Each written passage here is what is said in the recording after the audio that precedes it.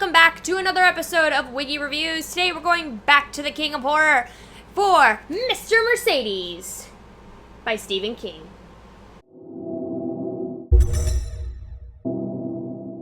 So Mr. Mercedes takes Mr. King back to his thriller roots. There's no real horror besides like the kind of horror that you get in thriller novels or cop mystery books, like those kinds of thrills, but there's no real supernatural twist to it. No monsters, no special psychic powers, nothing like that. This is purely a psychological thriller, which he, as we know, he is also very good at. Misery, anyone? Hello? Anyways, but we'll get to that in our next review. Spoilers! No. So anyways, Mr. Mercedes, the basic plot is it opens on a cold morning outside of a place that's going to be offering jobs to the unemployed, and there's a huge line, like they're promising hundreds of jobs, and all these people are lined up for it. And a crazy maniac drives a Mercedes-Benz through them and kills a whole bunch of people, injures countless others, and got away. Like they found no evidence at the crime except for a mask that was bleached and no handprints, nothing. So the crook who does it gets away. And fast forward a couple, I think, is it years? I think it's a couple years, maybe a couple months. But fast forward, and the criminal is still at large. They still don't know who did it, they have no leads, nothing like that. But we catch up with Bill Hodges, who is a retired detective who was actually one of the leads on the Mr. Mercedes case, and he's been retired for a while. He still feels kind of guilty that he never caught the criminal, and he's starting to feel a little down, and he's going through a dark period in his life, and he just keeps having these doubts, like, oh, we almost I know if I'd worked on it a little harder, we could have caught him. I know there are clues that we missed. If I could just, but I'm retired. And he gets a mysterious letter, not mysterious, she gives him the name, but he gets a letter in the mail from the relative of the woman whose car was stolen in order to commit the crime. And not the daughter. The sister of the woman whose car was stolen to commit the crime. And she asks him to come back and kind of take on the case again, because her sister has committed suicide, and she's saying that it's because of the guilt, and everyone blaming her for allowing someone to steal her car and all that. So she kind of hires him as kind of a private investigator to continue the search for the Mercedes, the killer, Mr. Mercedes. And kind of unbeknownst to Hodges a little bit is the fact that Mr. Mercedes himself has actually been keeping an eye on him.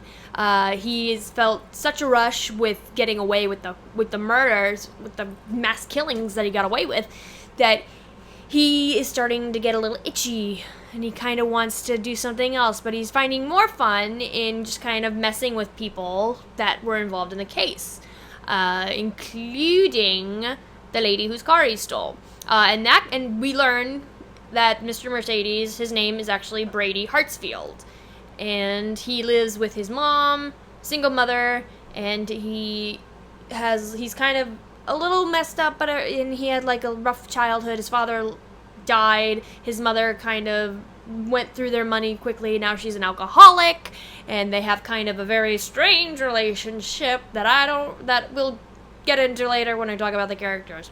Anyways, so Bill takes the job to kind of continue searching for Mr. Mercedes. Brady since he's been watching him and kind of following him, he starts realizing it, and he's kind of like, no, I think he's had enough fun. I'm gonna mess with him some more. So he sends Hodges an invite to join the Under the Blue Umbrella website, which is an anonymous website that when you log in, you can communicate with other people on that site, but once you log out, the communication is completely destroyed, so no one can tie you to these conversations.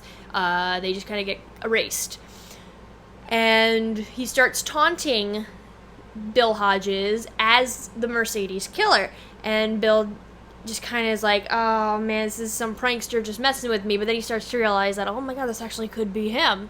So, after they communicate for a while, Bill realizes that the Mercedes killer has another plan coming on, and now they have to figure out what the new plan is and try to figure out who he is, and before his next big plan can be put into place and more lives are lost. That's very basic what the plot is. So, and I'll make it even more basic for you. Retired detective, killer, duking it out with mentally and also with a time limit because the killer has a plan to kill more people and the detective has no idea who he is, what his plan is, and he has to figure it out before the time runs out. Brrr, done. I can't go too much more into the details or else it might spoil you, and I want to try to keep this as spoiler-free as possible, just because this one is such a good read, and the twists and turns that are in it, and like the almost catching, and then and like just near misses and all that are really good. And Stephen King again is wonderful in his writing. I love his writing so much, and he can just. Oh, anyways, I'm getting off tangent, so let's just go right into the characters. Let's talk about the characters. So our first character is Bill Hodges. I believe his full name is William Kermit Hodges, or Kermit William Hodges.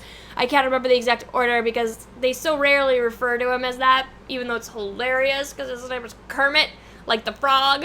But he's kind of the main character. He's, like I said, a retired detective. He's in his 60s. He's a little overweight, so he's kind of not what you would imagine as a typical hero, which is great because, you always see on the TV that there's always these young, very well fit, new on the team, I'm gonna prove myself. And this guy's already proven himself. He's already gone through all the kit and caboodle with being a detective and getting honors from the city and all that. He's well decorated. But now we see him in his retirement, and he's like lost his way, and the prospect of the Mercedes killer contacting him has just like brought new life into him, and it's great to see that. And then he has like his own little team of heroes with him. He has the woman who hires him, Janie. Oh god, the last name is escaping me right now, but her name's Janie. I'll post it somewhere over here. She kind of hires him because she feels a little bit guilty and a little angry at everyone for blaming her sister for allowing the Mercedes killer to steal her car, which is stupid. You can't blame people for that. It's not her fault. How can you prevent that? If someone wants to steal a car, they're going to steal your car. But the guilt eventually drives her into depression, and she eventually kills herself. So Janie is like trying to get redemption for that, for not listening to her sister, kind of, and kind of to get back at the people who didn't believe her. And she hires Bill Hodges because he was the main detective on it. And he's like, you kind of owe my sister for this. She's dead, kind of, because of you, because you didn't believe her when she told you, like, some of the crazy things she told you. There's also Jerome Robinson, I believe that's correct, who is a teen who works in the neighborhood with Bill. He mows Bill's yard for him. He kind of helps him around the house since he's in his older age, and they have a great relationship. Like, they're just fun because, like, Jerome is such a smart kid, and he just is with Bill the whole time. Like, even when Bill starts having him help him with, like, technology, he, like, has to explain how the computers work, and Bill's like, oh, I don't know what you're talking about. And those scenes are really great and really funny. And then there's Brady, Mr. Mercedes himself, the killer. He has... How do I start this? I think he is one of my top well-written, not crazy, one of my top well-written psychopaths, sociopaths, whatever you want to call it. He's just so well-written that you really believe that this is how this is how someone would think in order to commit those crimes. Basically, he just did the crime. He was originally just going to steal the car, but then he saw the group of people, and he was like, I wonder if I could get away with running these people over. Let's find out. And that was it. He didn't plan on killing those people. They just happened to be in the wrong place at the wrong time. And then he feels absolutely no regret for it. And really, he was expecting to be caught. He was almost kind of wishing to be caught. And it, like, seeing his mentality of being like, I got away with it. What else can I get away with? And it just growing and growing and growing is so, it was great to read, and it was very juicy stuff. His relationship with his mother is awkward and creepy, but King's very good at writing those kinds of family relationships, the awkward and creepiness factors. I mean, there was no hatred between them. Like, you could tell they loved each other. They were a very loving family. And slowly learning his backstory and kind of what made him the way he was, and learning about the tragedies in his family life, and then learning that he, even from a young age, he kind of still had these thoughts, like, I wonder if I can just hurt someone, and if I can get away with it, or like things like that. Those are kind of the major players. A couple more come in later on, but that kind of, I don't want to, those are spoilers, and I don't want to spoil anything. But yeah, and then, like, the relationship that Brady has with Bill through this internet website, of this social media site that is so secretive and anonymous, and that really, like, they just keep sending each other messages, kind of egging each other on, and it's great seeing the psychological aspect of, like, this is how he's, like, as a cop, he's like, I know what buttons to push to get this guy to do what I want him to do, and he's trying to push buttons to make me do what he wants me to do, but I'm not gonna let him. I'm gonna let him think he's doing it, and then I'm just gonna uppercut him and just piss him off, and it was great to see that. So, yeah, the characters were great, well written. If there was one complaint I had to have, it would just be that Stephen King, especially in a time period right now, with racial tensions being as high as they are, Stephen King does tend to put a lot of racial tension into his stories, and this one wasn't any different. Jerome is an African-American young teenager. His family live in a pretty well neighborhood. He's very intelligent. He goes to a good school. He's aiming to go to a good college. And you know, Brady, I don't know if it was something that was really needed for the character, but Brady just kind of became a racist. And I don't know, like, I'm not saying there aren't, but I'm just saying that it felt a little forced.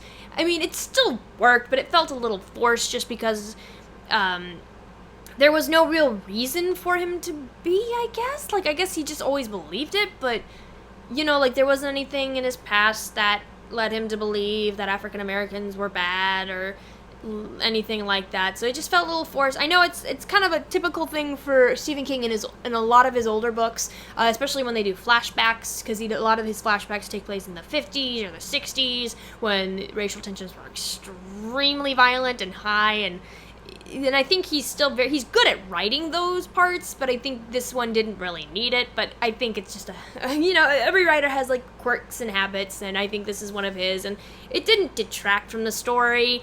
But yeah, so I guess what I'm getting at with it is there's a lot of very sensitive language in this book that, if you're not familiar with Stephen King's older works, where he does a lot of the racial tension and all that, then you may get offended. But I mean, it's something that he's written on before and has had characters in these ways before, and he gets kind of the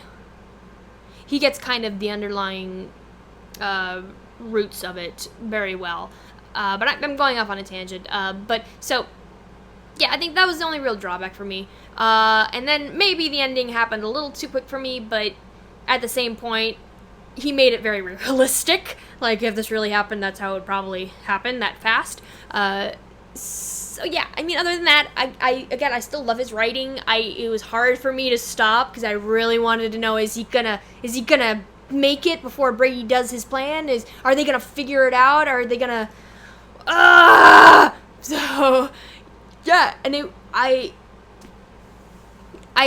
love Stephen King so much. I love his writing. He's great at doing thrillers. He's great at doing horror. He's great at doing aliens. But, like, I think he's trying to get into a more occurring character with this, because I know his next book that I'm going to be reviewing, Finders Keepers, continues Bill Hodges' story. And he kind of wants to make that a series. And that's fine. Like, I love Bill Hodges. Bill Hodges was a great character, because he's not the typical hero in this. He's just a retired detective who felt like he had unfinished business, and being able to get back on his horse, he becomes a better person and all that. So, becomes a better person. And it's great because this whole story pretty much only takes place over a couple weeks, too, I think. Yeah, like a couple weeks. So it's a very quick story and a very quick series of events. And, like, it's great to see, like, technology being brought in, like, all the modern technology matriculating into Stephen King's writing and into these stories, and seeing how it helps or hinders in investigations. So, yeah. So that's Mr. Mercedes. Pretty basic. I don't want to get into too many details because there's so many twists and turns, like I said, so many near misses, close calls, and all that I think you should really read it to experience it. Like there's a couple big twists in there too that I can't even talk about certain things, or else it'll just ruin it. So I highly recommend this book. The writing is really good. Really good. So I'll just get right to my scoring. So for Mr. Mercedes by Stephen King, I give it a 8.5 out of 10. 8.5 out of 10. And like I said before, I'm going to be doing his next book in the Bill Hodges series. I don't know if that's what he's calling it, but that's what I'm calling it for now. The Bill Hodges series, Finders Keepers, which takes place, I believe, a couple years after the events of this book, I believe. And yeah, so I'm excited to read that, and I hope you'll be excited to watch that. Yeah. So, 8.5 out of 10 for Mr. Mercedes by Stephen King. And next week, I'll be doing Finders Keepers. I hope you'll tune in, and I'll see you next time. Bye!